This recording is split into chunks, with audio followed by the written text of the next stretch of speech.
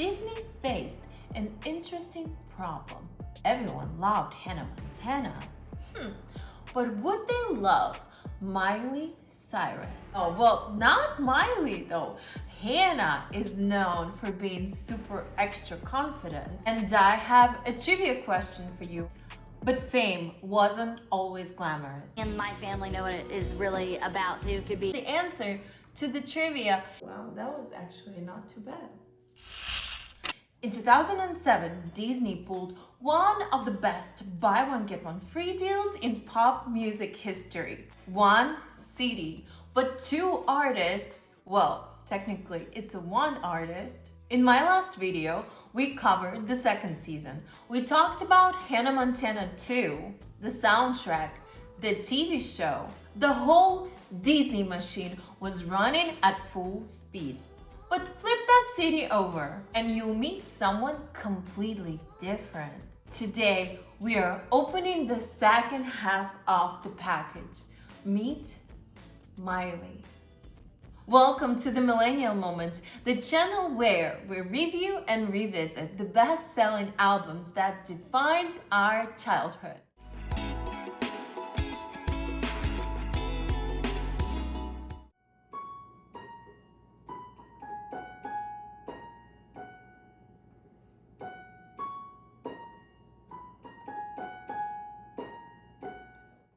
How did I get here? Turn around and there you were. I didn't think twice or rationalize, 'cause somehow I knew there was more than just a chemistry. I mean, I knew you were kind of into me, but I figured it's too good to be true. I said, pinch me, where's the catch this time? Can't find a single cloud in the sky. Help me before I get used to this guy. They say the good thing takes time, but really great thing happened in a blink of an eye. Thought the chances to meet somebody like you were a million to one. Can't believe it. Whoa, you wanted a million. My name is Julia, and I am your guide to the era of low-rise jeans and flip phones. I hope you enjoyed my little acoustic session. It's nothing big, nothing special, nothing like an American Idol audition. I just wanted to do something for you because I was inspired. I listened to Hannah Montana soundtrack 2 with you, and I hope that I will have enough energy and inspiration and motivation to sprinkle those little art objects, something fun for you here and there in my videos. you're one in a million. But let's go back to Miley.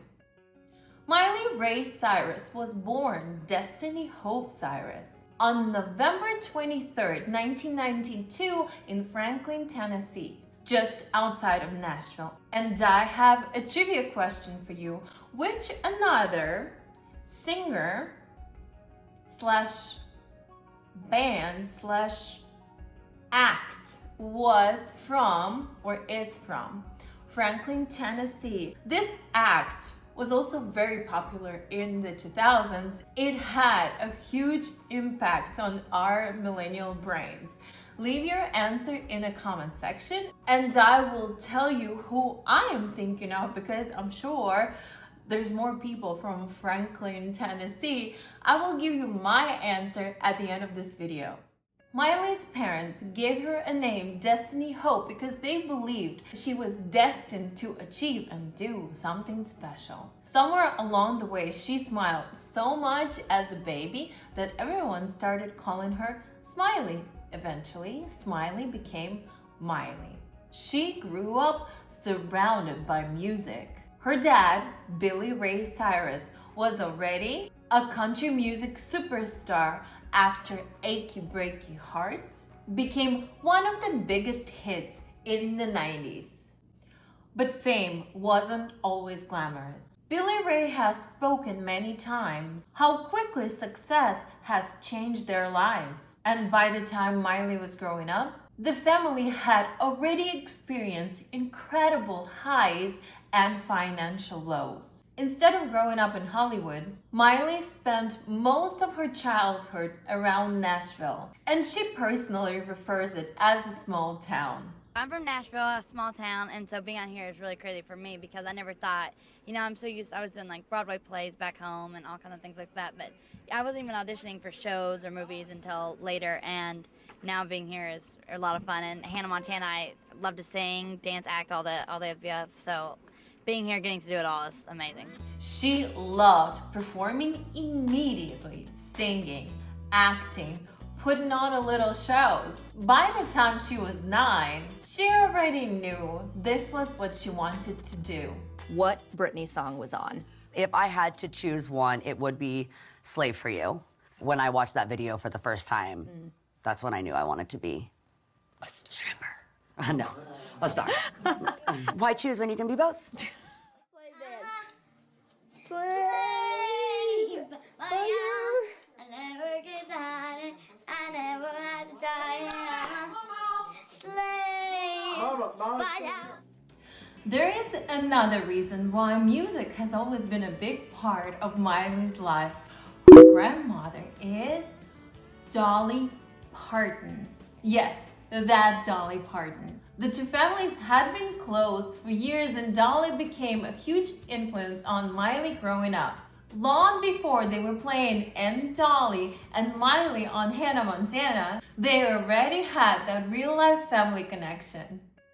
Her first acting role came alongside her dad in the TV series Doc, where she played a small recurring character. Girls line up on one side and the boys line up on the other. Then when the DJ yells crisscross, dance whoever's across from you. Then when the DJ yells crisscross again, you dance with somebody else. Crisscross? I don't know. He's just nervous because he doesn't know how to dance. Kylie. I told you I'd teach you. Trust me, it'll be fabulous. Raw's first dance. Life sure does change in a hurry. A few years later, she appeared in Tim Burton's Big Fish in a small role. Nothing huge. Edward, don't. She'll make soap out of you. That's what she does. She makes soap out of people. But enough to convince her she wanted to keep acting. Then Disney was calling. When Disney began casting a new sitcom about an ordinary teenage girl secretly living a superstar life, Miley auditioned for Lily. Disney thought that she was too young and too small for the lead. She refused to give up. She auditioned again and again and again, and eventually they realized that they found their Hannah Montana. The producers even changed the name from Chloe Stewart to Miley Stewart because it felt more natural for the role. That's pretty rare. When a character gets renamed because of the actor playing her, you know you found the right person. Season 1 changed everything. Almost overnight, she went from Billy Ray Cyrus's daughter to becoming one of the most recognizable teenagers in America. The TV show exploded. It blew up immediately. We already talked about the numbers, and trust me, the numbers were huge. Just the soundtrack sold millions. Concerts sold out instantly. We'll talk about it in a bit. Hannah's face was on t-shirts, backpacks, notebooks, diaries, keychains, pins, you name it. Suddenly, Disney faced an interesting problem. Everyone loved Hannah Montana. But would they love Miley Cyrus? That's exactly what Meet Miley Cyrus was designed to answer. Now that we know where Miley was in terms of her career by the time the first record came out, well, let's learn about our album. Released on June 26, 2007, Meet Miley Cyrus served as the second disc of the double album Hannah Montana 2 Meet Miley Cyrus. Sonically, you can hear the influences of the late 90s and mid-2000s female pop rock. There are shades of Avril Lavigne, Kelly Clarkson, and Ashley Simpson, and even a little bit more of Miley's country roots sneaking into her vocal delivery. The guitars are heavier, the drums hit harder, and the production feels a little less polished than Hannah Montana's music. Much of that sound came from producers Antonina Armato and Tim James, better known as Rock Mafia, who would go on to become two of Miley's most important collaborators, producing hits like Can't Be Tamed, Time of Our Lives, and later We Can't Stop. The album produced two singles. See You Again was released as the lead single, becoming Miley's first success in the charts as herself. A year later, its electronic Rock Mafia remix was included in Blackout. Start All Over followed as the second single, released exclusively in Australia. The music video premiered in December 2007, and it was a big deal for the audiences to see Miley Cyrus as an artist beyond HMU. Without further ado, let's dive in. I got my sights set on you, and I'm ready to wait. I have a heart that will never be tamed. I knew you were something special when you spoke my name. Now I can't wait to see you again. Oh, already? Well, there is like a reference, a little foreshadowing Easter egg in the second line of this song. She says, I have a heart that will never be tamed. So her third, I guess, wouldn't be a third? Third? Fourth album? 1, 2, 3, fourth? I thought it was gonna be like a second or third album.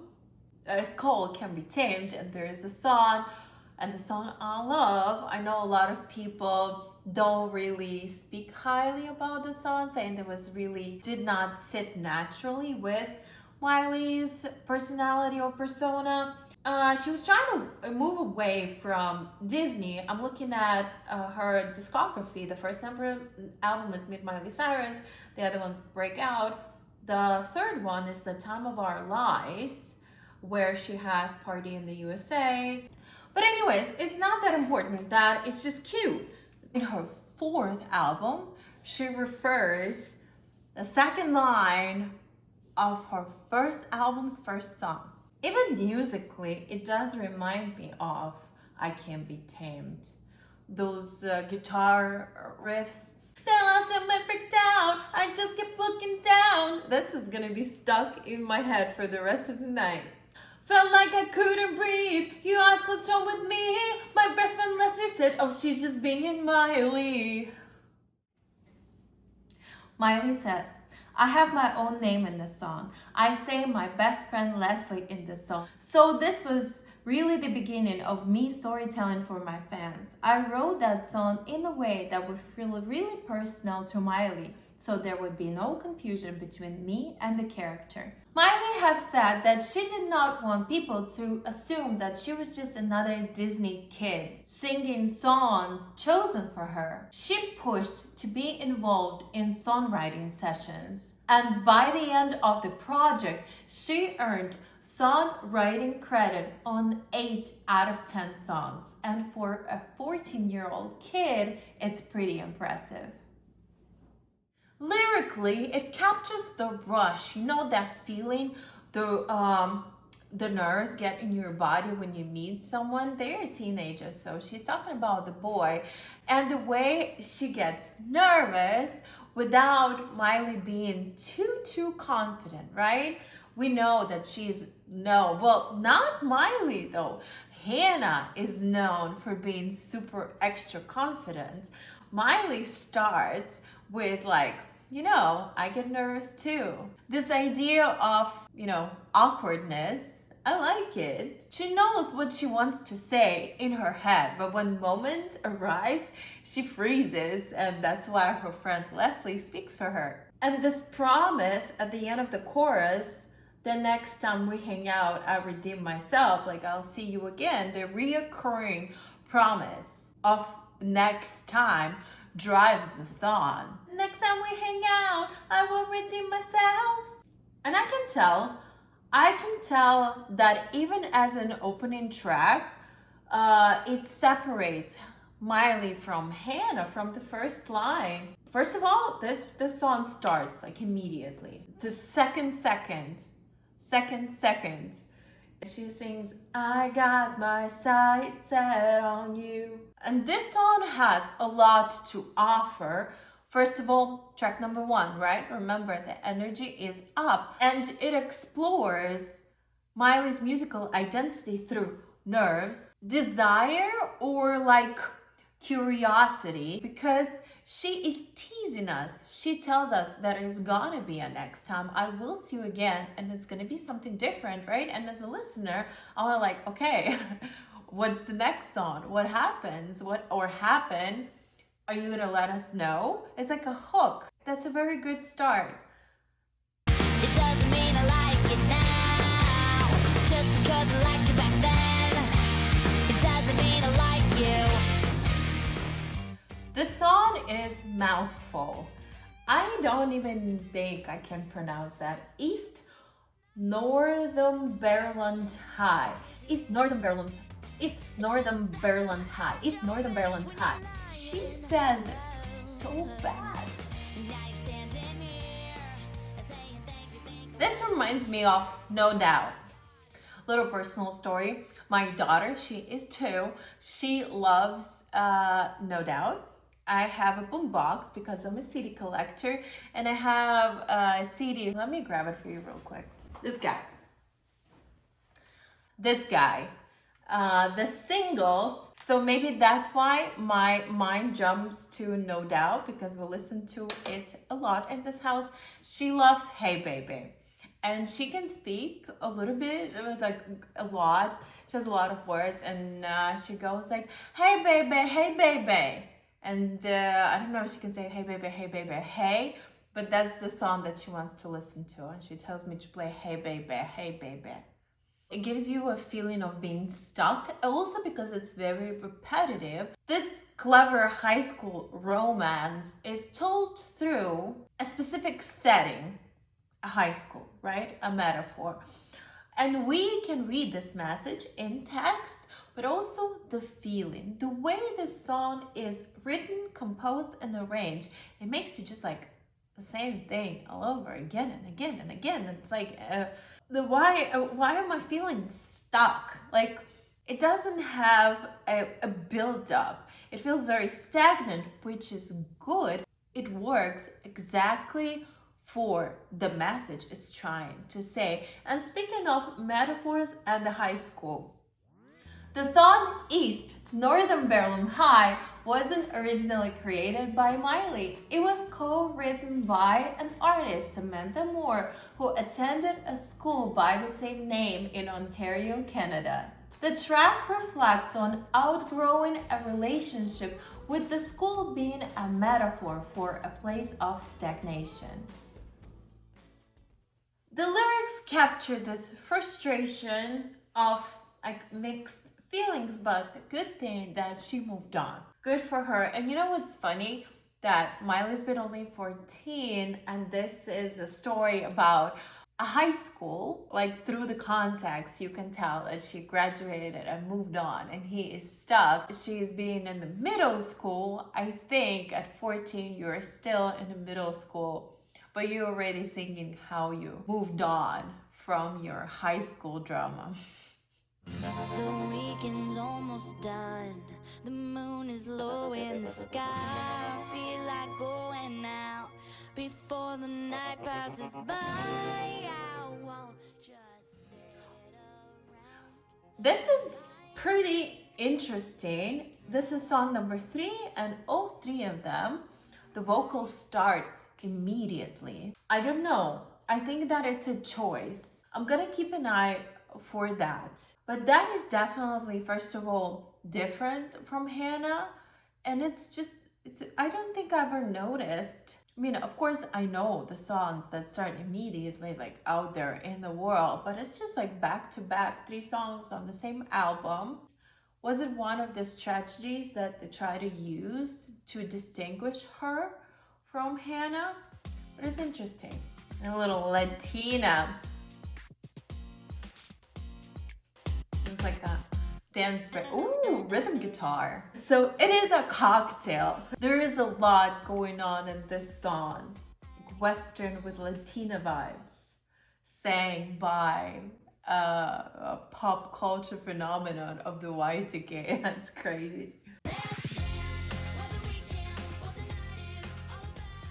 I don't see myself as a dancer that would match the vibe per se. When I'm listening to the song, the visuals that I see, something from Step Up universe, I don't see Miley as that kind of dancer. I don't even know. Has she ever broken down like a dance routine? If there is a famous Miley's like dance number that I'm forgetting or not aware of, please let me know in the comment section. I love it. It's very easy, very sweet, very simple. Just like, let's go and dance, get on the dance floor and let loose. Who doesn't love a song like that? You know, if she is still thinking about the guy from the song One, maybe she'll find the courage on the dance floor to go see him again and be confident and like redeem. She said that she was going to redeem herself. This is a redemption. It's more about creating an atmosphere rather than a detailed storytelling. You know, of course, I'm reading into thinking about the guy from song number 1 just because, you know, I feel like all the songs, all the albums should be intertwined, but they don't have to. You know, that could be just for the vibes. Don't call me, leave me alone. Not gonna answer my phone 'cause I don't know I won't see you. That's continuation from our song before, Let's Dance. But in the beginning, she's mad. She's like, don't call me, leave me alone. What happened? Tell us. Like, you guys were dancing on the dance floor, and then she went to talk to Leslie, and you did not like that. And now you're upset. And Leslie's not going with the girls. Anyway, I'm just joking. But this song was more on the popular side. Let's go, G.N.O. Let's go, G.N.O. Let's go.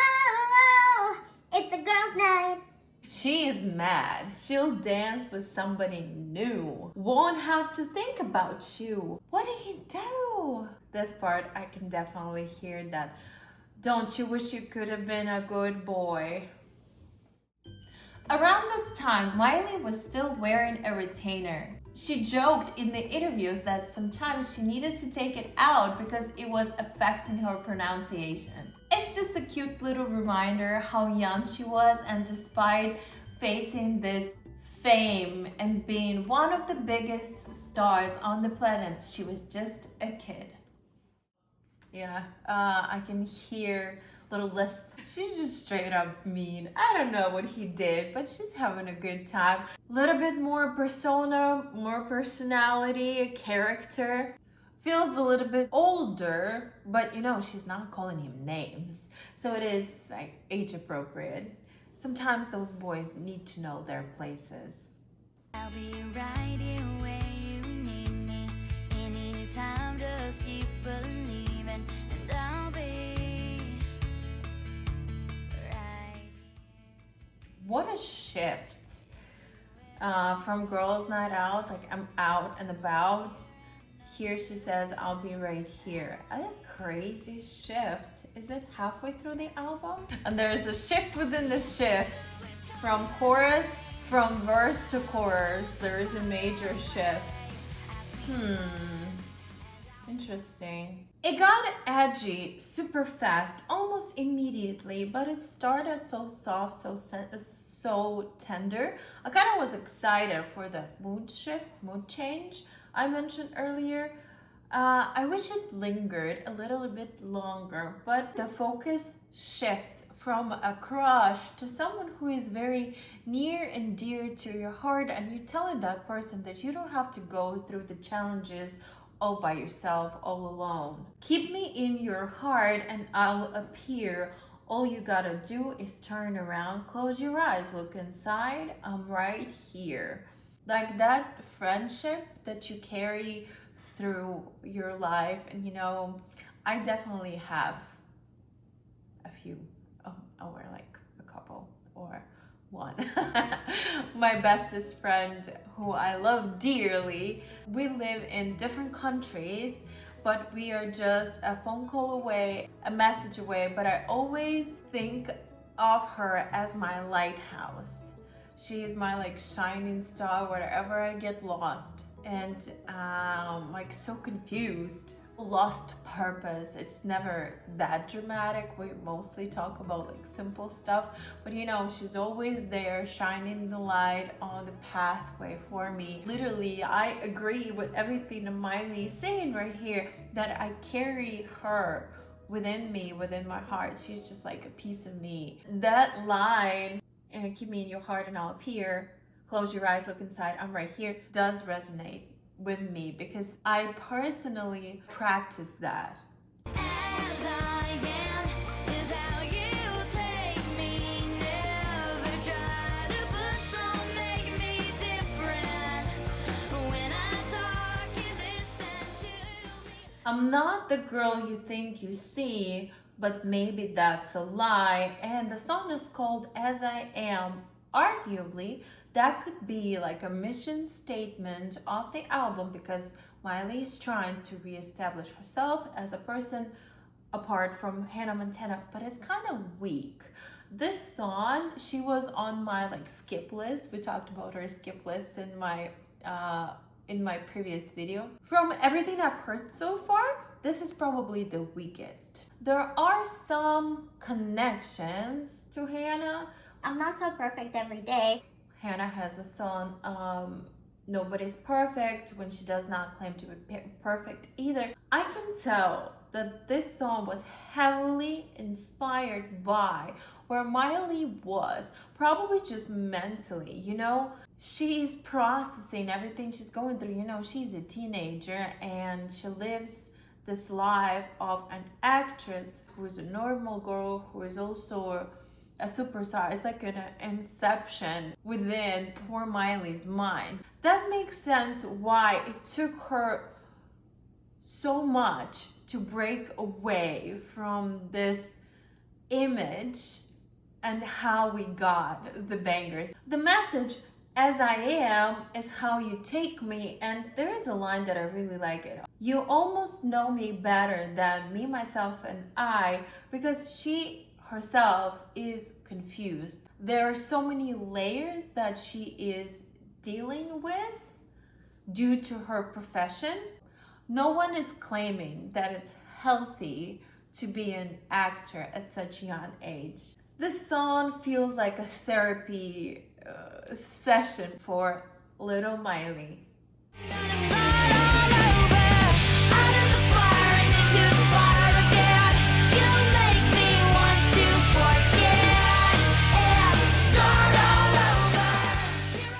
Is it the first Miley Cyrus video? I've never seen it. There is some dance routine. I was wondering about that, and here's some. But it's just like this. Start up. Why do I keep hitting myself? Start all over. And she climbs back in her bed, and she realizes it was just a dream. Typical. And there were pictures printing. They were coming out of the printer as the evidence of her wild night. There was a whole bunch of craziness going on, and the music video suggests that. And from the beginning, Committed or not committed in such a crazy time. It's sooner than I want, but you called me out. I lost control when there's no doubt. I'm gonna start all over. again, it's chaotic. That's the whole vibe of the song. Love that the video supports that. Instead of chasing someone or something unavailable, she recognizes that instead of working it out, it's easier to walk away and start all over. And she's young, go for it. Here she finds that confidence, that much needed confidence booster inspired by her inner Hannah Montana to just walk away. Lyrically, rather than blaming the other person, Miley admits that she was the one ignoring the warning signs. And she decides to make better choices next time. Another chance to get burned and start all over.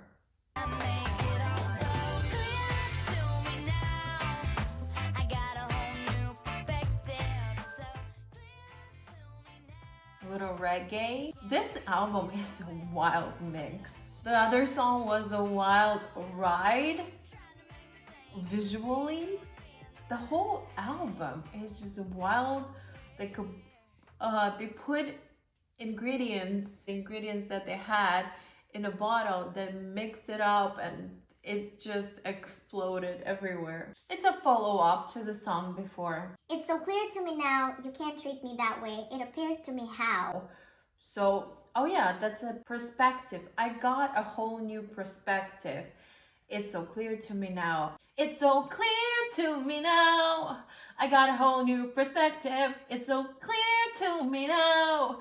That was also very mouthful. Long you trying to make me think it was me who was being the... I'm gonna give up on that one. Anyways, she's telling you to trust your own instincts. Your gut is right. She had the answer all along, but she was looking outside or looking for his validation when she shouldn't have. The song is pretty simple. I would not say it has either, catchy melody or hook or fun. This song just falls into that flatland for me. We can break out of here, jump on over there where the air is clearer. We can begin the pace. This is Avril Lavigne. That's interesting. We are broken chains, good and broken. On the surface level, this is the same track as like Life's What You Make It. That song, Life's What You Make It. Like we can do anything we set our mind on. But this song is actually pretty three-dimensional. I think this song, the more you listen to it, the more details you'll be able to find. Right now, when I see this, whatever she's saying, we are broken chains, good and broken, I don't even think I fully understand what she means by that. But every time I would go back, I would probably give it a different meaning. This song is very smart. It's very cleverly written. Maybe the message is that being broken doesn't make someone less worthy of love and acceptance. It does give a surprising depth to an album written by and for a 14-year-old. Vocally, it hits her perfect spot where it's like very natural to her voice, so her effortless delivery lets the emotion come through naturally, allowing the message to take the center stage instead of like vocal gymnastics. Yeah, I like this song. I'm going to give it another listen tomorrow. I'm not sure if I want to add it to my playlist yet, but I will keep it on my radar.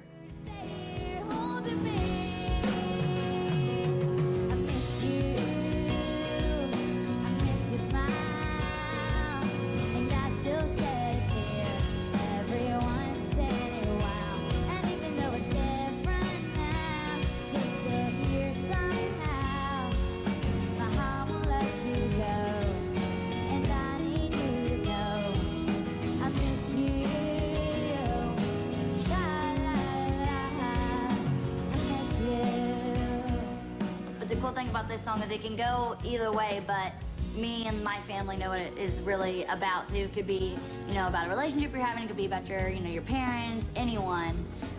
going away from home. It can be about really anything, but why it's really important to me is because it's about my granddad, so.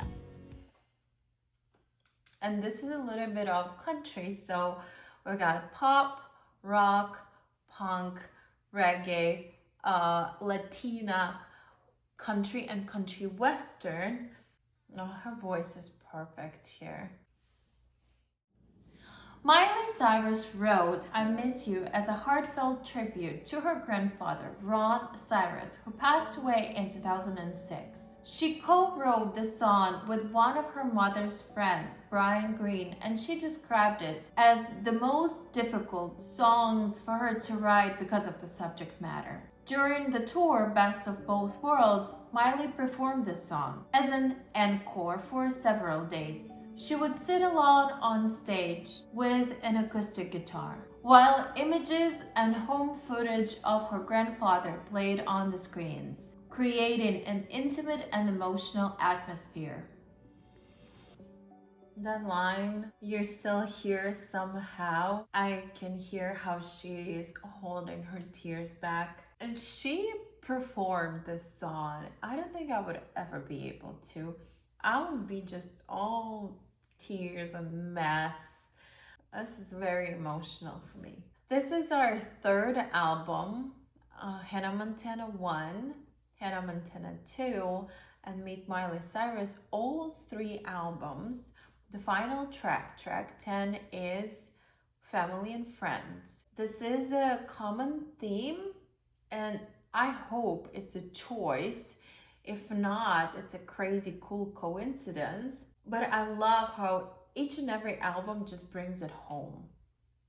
The way those songs bring it home highlights the fact that although she is, like she's saying, she's living out her dreams, she's grateful. There is a gratitude to her family. Earlier, she was giving the same kind of gratitude to her father than to her best friend. Now we have a grandfather who was a role figure. He used to call her dreamer. Now she's living out those dreams. Like, she wouldn't be who she was or who she is at the moment without all those people supporting her. This is a very healthy message to have, and it's a great way to finish the album. If you're enjoying this deep dive and you want to see more conversations about albums, artists, and pop culture moments that define the 2000s, please give this video a like and subscribe to my channel. And now I want to hear from you. Were you introduced to Miley through Hannah Montana? Or did you become a fan of Miley Cyrus as an artist of her own, like I did? Because I already shared that I started following Miley after I Can't Be Tamed. Share your story. And where does Meet Miley Cyrus rank among her other albums for you? Let me know in the comments. I always love hearing from you and seeing if there is something that I missed. After this album being filled with crushes and heartbreaks, friendships, growing up, finding the confidence, I Miss You reminds the listeners, maturity also means learning how to process loss and hold on to the people who shaped you. And with that, we are going to close our chapter of meeting Miley Cyrus. Miley Cyrus's first album. That's kind of crazy. As you remember, we started our album review with questions. A couple of research thesis statements, right? Question number 1 actually comes from Meeting Hannah. Disney asked, will the audiences fall in love with Miley the same way they fell in love with Hannah? And question number 2, does Miley have her own and signature sound that would set her apart? Or did she already have it back then? Well, looking back almost 20 years, I think Disney's experiment worked better than anyone could have ever imagined. The first question about the audiences loving Miley the same way they love Hannah, well, absolutely freaking yes. We have decades of proof.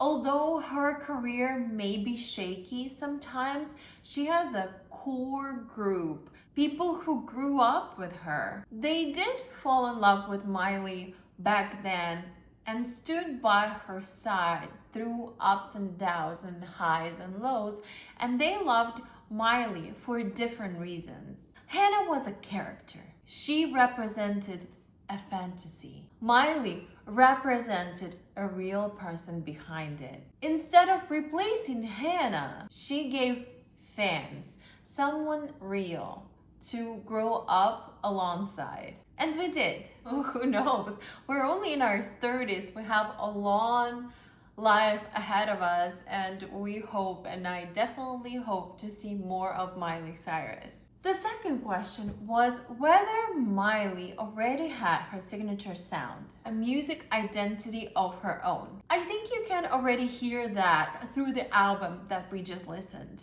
It's not fully formed yet. You can still hear a lot of fingerprints from Disney all over the production, but the foundation is there with the help of Rock Nation. But with the help of Rock Mafia, I had to sing it in my head, Rock Mafia. The pop rock influences, the slightly rougher delivery with some country undertones. Her involvement as a songwriter, it all points towards an artist who was already beginning to separate herself from that character who she portrayed on television. I love doing it in retrospect. Knowing everything that came afterwards, it's remarkable to see how many pieces were just hiding in the plain sight in her debut, and how much foreshadowing she's done for her career. With that, we can check the album Hannah Montana 2, Meet Miley Cyrus, off the list. Although Meet Miley Cyrus performed incredibly well as a debut, it ultimately lived in the shadow of both Hannah Montana albums. See You Again began Miley's first Billboard Top 10 hit, and it proved she could success as herself, not just as Hannah. Personally though, I still think the Hannah side delivered the stronger collection of songs. The first album had almost no skips for me, while Hannah Montana 2 had a few more. It also gave us some real standouts. As you all know, One in a Million has earned a permanent place in my millennial heart. Looking back, I don't think Meet Miley Cyrus really did anything wrong. I just think Miley was still discovering who she was. It's a strong debut, but it doesn't quite reach the consistency or hit-for-hit magic of Hannah Montana's albums. Thank you everyone for tuning in today. As always, I had a blast, and up until next time, stay iconic.